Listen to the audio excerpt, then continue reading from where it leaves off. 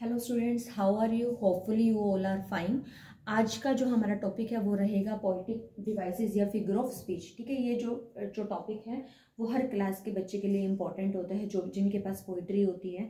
ठीक है, या फिर जो हमारे जो टीचिंग टेस्ट होते हैं उसमें भी जो बेसिकली जो इंग्लिश का जो एग्ज़ाम आता है उसमें ये क्वेश्चंस पूछे जाते हैं, एक लाइन दे देते हैं, वो बताते हैं कि कौन सी फिगर ऑफ स्पीच इसमें है। तो ठीक है, तो होपफुली उनके लिए भी ये यूज़फुल रहेगी वीडियो। तो हम पहले जो हमने जो फिगर ऑफ स्पीच है वो फर्स्ट हमारी कौन सी है? सिमिली है। ठीक है, सिमिली बहुत ही इंपॉर्टेंट पोएटिक डिवाइसेस है। और सिमिली में क्या आपको ध्यान रखना है कि एक कंपैरिजन होता है। कंपैरिजन किसके बीच में होता है? तो डिफरेंट चीज़ों के बीच में कंपैरिजन होता है। ठीक है, और एक डायरेक्ट कंपैरिजन होता है। और क्या होगा उनमें एक जो क्वालिटी होगी वो क्या होगी? सेम होगी।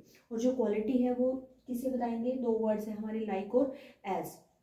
ठीक है, एक एग्जांपल है ये विलियम वर्ड्सवर्थ के, एक बहुत ही फेमस पोएम है आई वंडर्ड।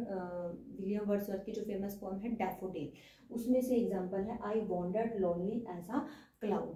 ठीक है, तो अब जब इसमें देखो आई हो गया, एक ऑब्जेक्ट तो हमारा क्या हो गया? आई हो गया। जो दूसरा ऑब्जेक्ट वो क्या है हमारा? क्लाउड हो गया। तो डिफरेंट ऑब्जेक्ट हो गए हैं, लेकिन इनमें जो कॉमन क्वालिटी क्या है? लोनली है। कि जो विलियम शेक्सपियर है वो कैसा फील कर रहे हैं? लोनली फील कर रहे हैं। और जो हमारा जो क्लाउड है वो भी लोनली फील कर रहे हैं। तो इनमें एक सिमिलर क्वालिटी हो गई है और टू डिफरेंट ऑब्जेक्ट हो गए हैं। तो आपको वो क्या ध्यान में रखना है कि हमारा इस टाइप के सेंटेंसेस में क्या है कि हमारा सिमिली होती है। ठीक है, मतलब आपको ध्यान रखना है कि ये आई एक ऑब्जेक्ट ये हो गया आई, और दूसरा क्या होगा? क्लाउड। और उनमें जो सिमिलर क्वालिटी वो क्या है? लोनली है। तो इस टाइप के सेंटेंसेस में हम क्या फाइंड करते हैं कि हमारी सिमिली होती है। इसके साथ मैं एक मेन चीज और आपको बताती हूँ कि अगर हम लिखें Rahul is as intelligent, Rahul is intelligent, Rahul is an intelligent as his friend.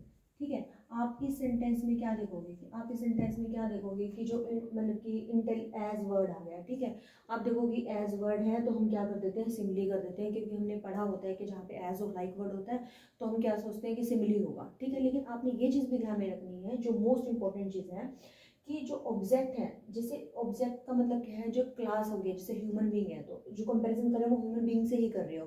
ठीक है, तो डिफरेंट होना चाहिए वो। तो अब राहुल भी ह्यूमन बीइंग, एक सेम क्लास हो गया फ्रेंड की भी, तो इसलिए क्या है? डायरेक्ट कंपैरिजन नहीं होगा।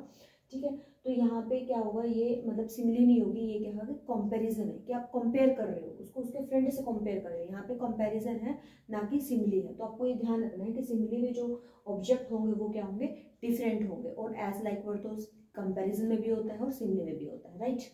उसके बाद हमारा क्या है? मेटाफर। सेकंड जो हमारी जो पोएटिक डिवाइस इंपॉर्टेंट कौन सी है? मेटाफर होती है। सिमिलर ही होती है, जो सिर्फ थोड़ा सा माइनर डिफरेंस क्या होता है कि एक इनडायरेक्ट कंपैरिजन होता है। डायरेक्ट कंपैरिजन तो हमारे सिमिली में होता है, और जो मेटाफर होता है इसमें इनडायरेक्ट कंपैरिजन होता है। और जो कॉमन क्वालिटी होती है वो हिडन होती है, वो नहीं होती है, लिखी नहीं होती है। हम एग्जाम्पल लेते हैं राहुल इज अ लॉयन। ठीक है, अब ये तो नहीं है कि राहुल लॉयन है। ठीक है, हमें क्या है कि लॉयन कैसा होता है? ब्रेव होता है। तो राहुल कैसा है? राहुल की क्या क्वालिटी बता रखी है कि वो ब्रेव है, तो उसमें डायरेक्टली हमने वो वर्ड ही यूज कर दिया, हमने लॉयन ही उसको वर्ड यूज कर दिया, तो क्या है यहाँ पे? मेटाफर है। ठीक है, नेक्स्ट पे हम मूव करते हैं एलिट्रेशन। एलिट्रेशन जो पोएटिक डिवाइसेस होते हैं बहुत इजी होती है, बहुत सिंपल होती है। इसमें क्या है कि अपना जो सेम वर्ड है, अगर हम सेम वर्ड लेते हैं उसकी रिपीटिशन हो रही है तो हम उसको क्या बोलते हैं? एलिट्रेशन बोलते हैं। ठीक है, जैसे हमने एक एग्जांपल लिखा था मैंने यहाँ पे, फिंगर्स फ्लटरिंग। अब इसमें फिंगर्स में भी एफ आ रहा है, फ्लटरिंग में भी एफ आ रहा है। ठीक है, नेक्स्ट वर्ड क्या था? प्रेंसिंग में भी पी है, और प्राउड में भी हमारा क्या है? पी है। ठीक है, जब भी जो भी वर्ड हमें जिस भी लाइन में दिए हुए हैं उसमें अगर जो फर्स्ट वर्ड अगर हमारा सेम आता है, ठीक है, तो हमारा क्या होता है? वो एलिट्रेशन होती है पोएटिक डिवाइस। इसके भी दो टाइप होते हैं, एक होता है एडजेसेंस और एक होता है कॉन्जुजेंस।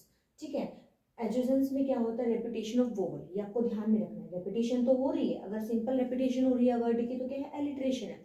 लेकिन उस वर्ड में भी हमें देखना है कि अगर साउंड वोवल की साउंड है तो हमारा एडजेसेंस होगा, और अगर उसमें कॉन्सोनेंट वर्ड की साउंड है तो वो क्या होगा? कंजुजेंस होगा। ठीक है, और उसमें क्या होता है? इधर it can be come in the middle of the word और एंड ऑफ द वर्ड, कि जैसे क्या होता है कि वर्ड के बीच में भी आ सकता है और वर्ड के एंड में भी हो सकता है। जब भी हम पोएम की लाइन देखते हैं तो आपने इसमें देखना है कि वो वोवल की साउंड आ रही है तो वो एडजेसेंस होगा, और अगर कॉन्सोनेंट की साउंड आ रही है, कॉन्सोनेंट वर्ड की साउंड आ रही है बार बार, तो वो क्या होगा? कॉन्जुसेंस होगा, ठीक है।